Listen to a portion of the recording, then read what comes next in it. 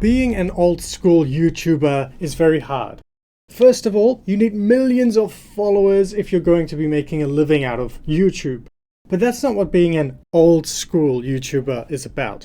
That is about the purity of creativity, self-expression, and doing something that is unique in its style. However, there are millions of videos on YouTube, so it's actually very difficult to create something that is identifiably yours, that is identifiably something that you made and is not generic. Modern YouTube videos are like pop music. The creators have the recipe figured out and they know how to optimize the process. However, at the same time, they very often lack what I would call soul. Soul is something you find in those, original old school 2010s YouTube type of videos. Now, what killed this soul of old school YouTube? I would say to you it was basically people chasing followers and subscribers and people chasing money. It seems to me I can't watch a modern, well-produced, high-quality YouTube video today without running into some sort of a sponsorship. And if you're not using the Opera browser, you have to watch so many ads.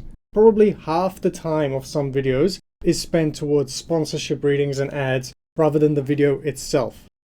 It's almost as if the video is just there as an excuse to give you the ads, rather than being something of true and real substance.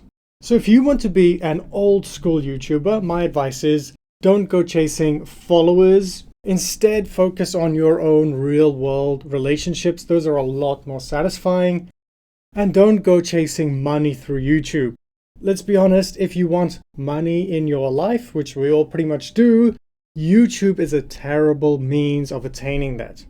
Instead, focus on the niche of life that you find exciting and avoid the number one danger of starting a YouTube channel, and that is high expectations. If you can get into a place where you enjoy the creative process and maybe you have something that you are passionate about and you're just filming it basically and using a YouTube video as a form of self-expression, then you are really well on track to getting back to the soul of old school YouTube.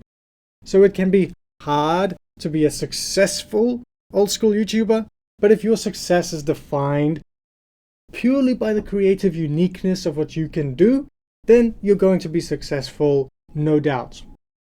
Now, if you've made it to the end of this video, there is no need to like, no need to subscribe, because that would mean I am putting expectations and my hopes on your validation.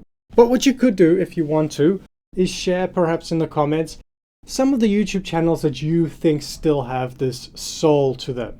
Videos where the uniqueness of the creator is being conveyed and that cover really interesting niche topics and are not just an excuse for ads, basically.